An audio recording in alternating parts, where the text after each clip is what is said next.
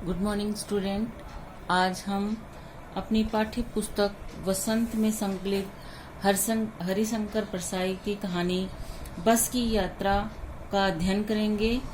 इस लेसन में हरिशंकर जी परसाई जी ने बहुत ही व्यंग्यपूर्ण भाषा शैली में एक बस की दयनीय स्थिति और उस बस में सफर करने तथा उस बस में सफर करने से उपजी कठिनाइयों का वर्णन किया है। तो स्टूडेंट, हम इस लेसन का अध्ययन करते हैं। हम 5 मित्रों ने तय किया कि शाम 4 बजे की बस से चलें। पन्ना से इसी कंपनी की बस सतना के लिए घंटे भर बाद मिलती है, जो जबलपुर की ट्रेन मिला देती है। सुबह घर पहुंच जाएंगे। हम में से 2 को सुबह काम पर हाजिर होना था, इसलिए वापसी का यही रास्ता अपनाना जरूरी था। लोगों ने सलाह दी कि समझदार आदमी इस शाम वाली बस में सफर नहीं करते। क्या रास्ते में डाकू मिलते हैं? नहीं, बस डाकिन है। अब हमने ये जो पैराग्राफ पढ़ा है, इसमें से अपना प्रश्न बन रहा है कि लेखक और उसके मित्रों ने कितने बजे की बस से जाने का निश्चय किया। तो इसका आंसर होगा लेखक और उसके मित्रों ने शाम 4 बजे की बस से जाने का निश्चय किया।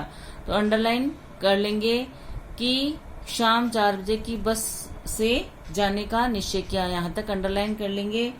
दूसरा प्रश्न बन रहा है यहाँ से कि लेखक और उसके मित्रों को कहाँ पहुंचना था और इसके लिए उन्होंने किस साधन से जाने का निश्चय किया।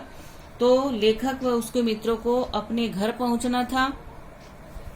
उसके लिए उन्होंने शाम 4 बजे वाली कंपनी की बस से जाने का निश्चय किया था कि उनको सुबह घर पहुंचना था, इसलिए उन्होंने शाम 4 बजे की बस से जाने का निश्चय किया था। फिर तीसरा प्रश्न अपना यहाँ से बन रहा है कि लोगों ने लेखक व उसके साथियों को क्या सलाह दी। तो लेखक और उसके साथियों को लोगों ने यह सलाह दी कि शाम को चलने वाली बस में सफर नहीं करना चाहिए। कि समझदार आदमी, यहाँ से अंडरलाइन कर लेंगे, लोगों ने यह सलाह दी कि समझदार आदमी इस शाम वाली बस में सफर नहीं करते। क्यों नहीं करते? क्योंकि वो लोगों को शाम को चलने वाली बस की दुर्गति के बारे में पता था, इसीलिए लोगों ने लेखक व उसके साथियों को शाम की बस से सफर न करने की सलाह दी। आगे पढ़ते हैं। बस को देखा तो श्रद्धा उमड़ पड़ी। खूब वयोवृद्ध थी, सदियों के अनुभव के निशान लिए हुए थी। लोग इसलिए इसमें सफर नहीं करना चाहते थे कि वृद्धावस्था में इसे कष्ट होगा। यह बस पूजा की योग्य थी, उस पर सवार कैसे हुआ जा सकता। अब इस पैराग्राफ से अपना प्रश्न बना कि लेखक को बस किसके योग्य लगी और क्यों। तो लेखक को बस पूजा के योग्य लगी, पूजा और आदर के योग्य लगी, क्योंकि वह बहुत ही वयोवृद्ध थी। बस को देखा तो श्रद्धा उमड़ पड़ी, क्योंकि वह खूब वयोवृद्ध थी। इसको अंडरलाइन कर लेंगे आप लोग। आगे पढ़ते हैं।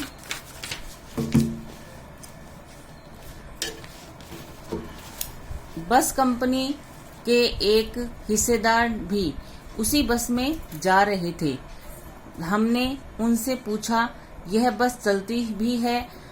वह बोले, चलती क्यों नहीं जी, अभी चलेगी। हमने कहा, वही तो हम देखना चाहते हैं। अपने आप चलती है? यह हाँ जी, और कैसे चलेगी? गजब हो गया, ऐसी बस अपने आप चलती है। हम आगा पीछा करने लगे। डॉक्टर मित्र ने कहा, डरो मत, चलो, बस अनुभवी है, नई नवेली बसों से ज्यादा विश्वसनीय है, हमें बेटों की तरह प्यार से गोद में लेकर चलेगी। हम बैठ गए। जो छोड़ने आए थे वे इस तरह देख रहे थे जैसे अंतिम विदा दे रहे हैं। उनकी आंखें कह रही थी, आना जाना तो लगा ही रहता है, आया है सो जाएगा।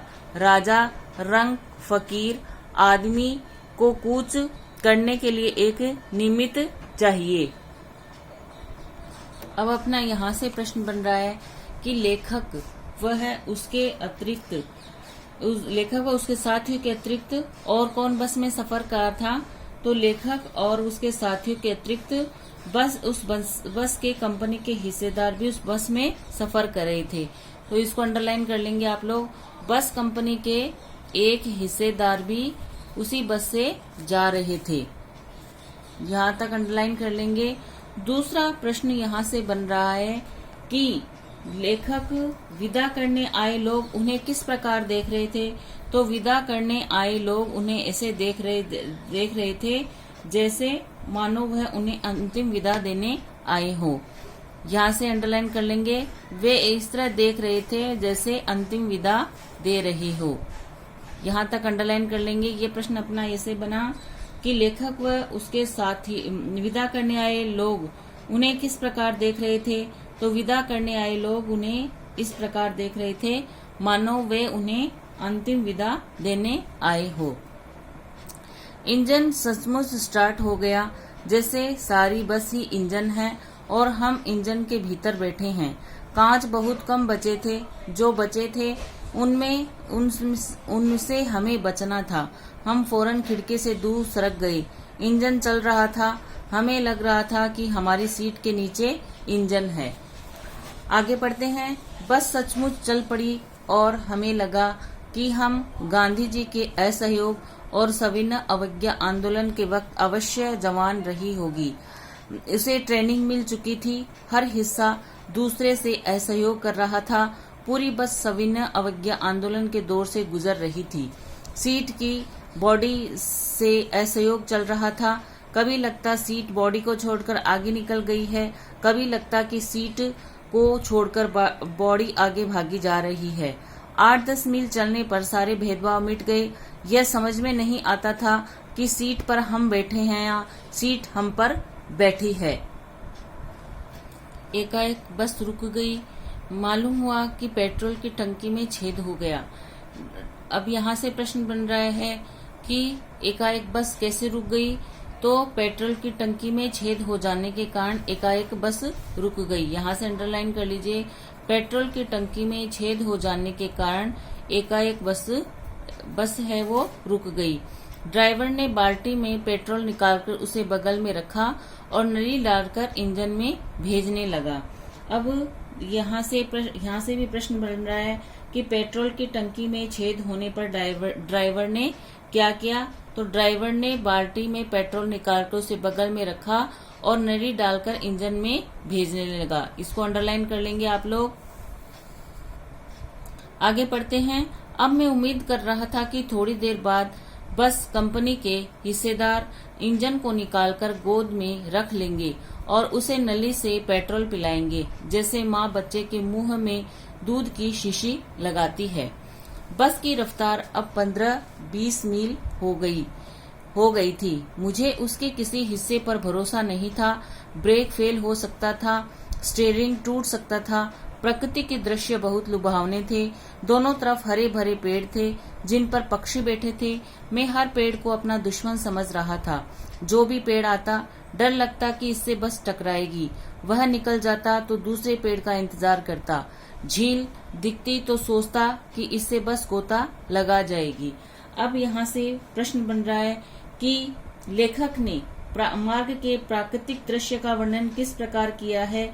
तो लेखक ने प्राकृतिक दृश्य का वर्णन करते हुए कहता है कि दोनों तरफ हरे भरे पेड़ थे जिन पर पक्षी बैठे थे। यहाँ से अंडरलाइन कर लेंगे, प्रकृति के दृश्य बहुत लुभावने थे। दोनों तरफ हरे भरे पेड़ थे जिन पर पक्षी बैठे थे। प्रश्न अपना बना कि लेखक ने मार्ग के प्राकृतिक दृश्य का वर्णन किस प्रकार किया है। तो लेखक ने मार्ग के प्राकृतिक दृश्य का वर्णन करते हुए कहा है कि प्रकृति के दृश्य बहुत लुभावने थे। दोनों तरफ हरे भरे पेड़ थे और जिन पर पक्षी बैठे थे। अब अपना अगला प्रश्न बन रहा है यहाँ से कि मार्ग से पढ़ने वाले जो पेड़ और झील को देखकर लेखक को क्या एहसास हो रहा था। तो मार्ग में पड़ने वाले पेड़ और झील को देखकर लेखक को यह एहसास हो रहा था कि जैसे पेड़ को देखते ही उसे ऐसे लगता जैसे बस उनसे टकरा जाएगी, और झील को देखकर उसे एहसास होता कि बस उसमें गोता लगा देगी। इसको अंडरलाइन कर लेंगे कि लेखक में हर पेड़ को अपना दुश्मन समझ रहा था। जो भी पेड़ आता डर लगता कि बस इसे टकरा जाएगी, और झील दिखती तो सोचता कि इसमें बस गोता लगा जाएगी। इसको अंडरलाइन कर लेंगे आप लोग। फिर आगे पढ़ते हैं। एकाएक फिर बस रुकी। ड्राइवर ने तरह तरह की तरकीबें की, पर वह चली नहीं। सविनय अवज्ञा आंदोलन शुरू हो गया था। कंपनी के हिस्सेदार कह रहे थे, बस तो फर्स्ट क्लास है जी। यह तो इत्तेफाक की बात है। क्षीण चांदनी में वृक्षों की छाया के नीचे वह बस बड़ी दयनीय लग रही थी। लगता जैसे कोई वृद्धा थककर बैठ गई हो। हमें ग्लानि हो रही थी कि बेचारी पर लदकर हम चले आ रहे हैं। अगर इसका प्राणांत हो गया तो इस बियाबान में हमें इसकी अंत्येष्टि करनी पड़ेगी। अब अपना यहाँ से प्रश्न बन रहा है कि ड्राइवर ने बस को कहाँ खड़ा कर दिया। तो ड्राइवर ने बस को वृक्ष की छाया में खड़ा कर दिया। कहाँ पे खड़ा किया था? वृक्ष की छाया में खड़ा कर दिया। वृक्ष की छाया के नीचे खड़ा कर दिया। इसको अंडरलाइन कर लेंगे। फिर प्रश्न बन रहा है यहाँ से कि क्षीण चांदनी में बस लेखक को कैसे लगी। तो क्षीण चांदनी में वृक्ष की छाया में खड़ी बस लेखक को एक दयनीय और थकी हुई वृद्धा के समान लग रही थी। कैसी लग रही थी? दयनीय लग रही थी, और लगता था जैसे कोई वृद्धा थककर बैठ गई हो। यहाँ से अंडरलाइन कर लेंगे। बड़ी दयनीय लग रही थी और लगता था जैसे कोई वृद्धा थककर बैठ गई हो। आगे पढ़ते हैं। हिस्सेदार साहब ने इंजन खोला और कुछ सुधारा। बस आगे चली। उसकी चाल और कम हो गई थी।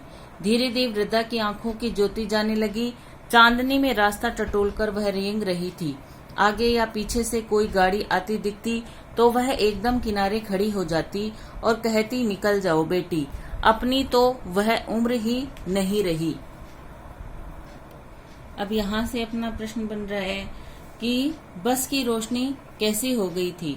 तो उत्तर होगा, दोबारा चलने पर बस की जो हेडलाइट थी वो कम हो गई थी।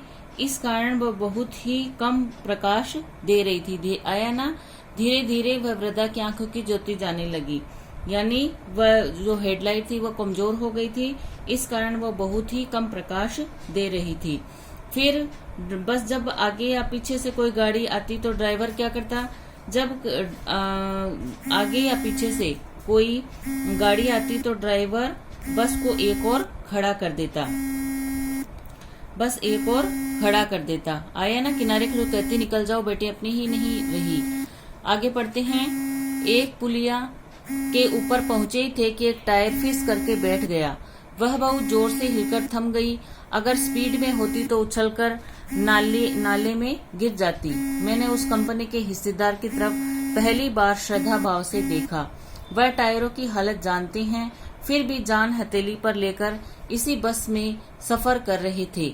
उत्सर्ग की ऐसी भावना दुर्लभ है। सोचा, इस आदमी के साहस और बलिदान की भावना का सही उपयोग नहीं हो रहा है।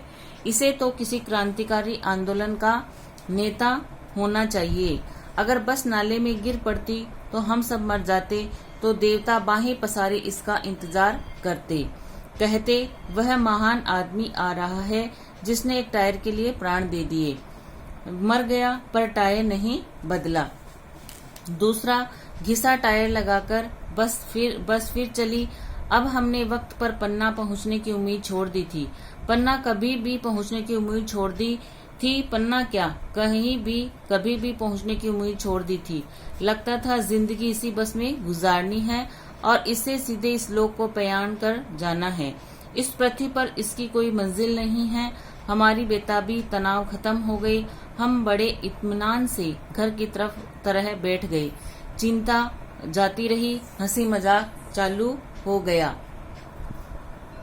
तो स्टूडेंट, अपना प्रश्न यहाँ से इस पैराग्राफ से बन रहा है कि पुलिया पर पहुंचते ही क्या हुआ, तो पुलिया पर ऊपर पहुंचते ही एक टायर फिर कस के बैठ गया और वह बहुत जोर से हिलकर थम गई। अंडरलाइन कर लेंगे आप लोग इसको। 1 नंबर का प्रश्न यहाँ से अपना बन रहा है। और दूसरा प्रश्न बन रहा है, बस अगर स्पीड में होती तो क्या हो सकता था। अगर बस स्पीड में होती तो उछलकर नाले में गिर सकती थी वो। यहाँ इसको भी अंडरलाइन कर लेंगे। अगर बस स्पीड में होती तो वो उछलकर नाले में गिर सकती थी। फिर तीसरा प्रश्न अपना बन रहा है कि लेखक के अनुसार कंपनी के हिस्सेदार को कौन होना चाहिए था। तो लेखक के अनुसार कंपनी के हिस्सेदार को किसी क्रांतिकारी आंदोलन का नेता होना चाहिए था। इसे तो किसी क्रांतिकारी आंदोलन का नेता होना चाहिए था। इसको भी अंडरलाइन कर लेंगे कि लेखक के अनुसार कंपनी के हिस्सेदार को किसी क्रांतिकारी आंदोलन का नेता होना चाहिए था। चौथा प्रश्न अपना बन रहा है कि देवता बस कंपनी के हिस्सेदार का स्वागत कैसे करते। तो देवता है वो बस के हिस्सेदार का बाहें पसार करके स्वागत करते और कहते कि यह वह महान आदमी है जिसने अपने प्राण त्याग दिए लेकिन टायर नहीं बदला। इसको अंडरलाइन कर लीजिए। और हम सब मर जाते तो देवता बाहें पसारे उसका इंतजार करते और कहते यह महान आदमी आ रहा है जिसने एक टायर के लिए अपने प्राण दे दिए, कि उसने अपने प्राण त्याग दिए पर अपने जो टायर है वो नहीं बदला। तो अब इस पैराग्राफ से अपना प्रश्न बन रहा है कि लेखक ने कहाँ पहुंचने की उम्मीद छोड़ दी थी। तो पन्ना कभी भी पहुंचने की उम्मीद उन्होंने छोड़ दी थी। लेखक ने पन्ना पहुंचने की उम्मीद छोड़ दी थी। इसको भी अंडरलाइन कर लेंगे। प्रश्न यहाँ से अपना बना कि लेखक ने कहाँ पहुंचने की उम्मीद छोड़ दी थी। लेखक ने पन्ना पहुंचने की उम्मीद छोड़ दी थी। फिर प्रश्न बनता है कि बस की मंजिल कहाँ थी। तो बस की मंजिल कहाँ थी, परलोक थी। बस की मंजिल परलोक थी। फिर है लेखक इत्मीनान से सफर क्यों करने लगा था। लेखक इत्मीनान से सफर इसलिए करने लग गया था क्योंकि बस की दशा देखकर लेखक ने सोचा कि अब हम कभी भी पन्ना नहीं पहुंचेंगे। कोई उपाय न देखकर वह इत्मीनान से सफर करने लग गया। ये रहा कि इस पृथ्वी पर उसकी कोई मंजिल नहीं है। हमारे बेताबी तनाव खत्म हो गए और हम बड़े इत्मीनान से घर बैठ गए। तो स्टूडेंट, ये लेसन हमारा यहीं पर समाप्त होता है। अगर आपको कोई बात समझ में नहीं आई हो तो पूछ लीजिएगा। Thank you. Have a nice day.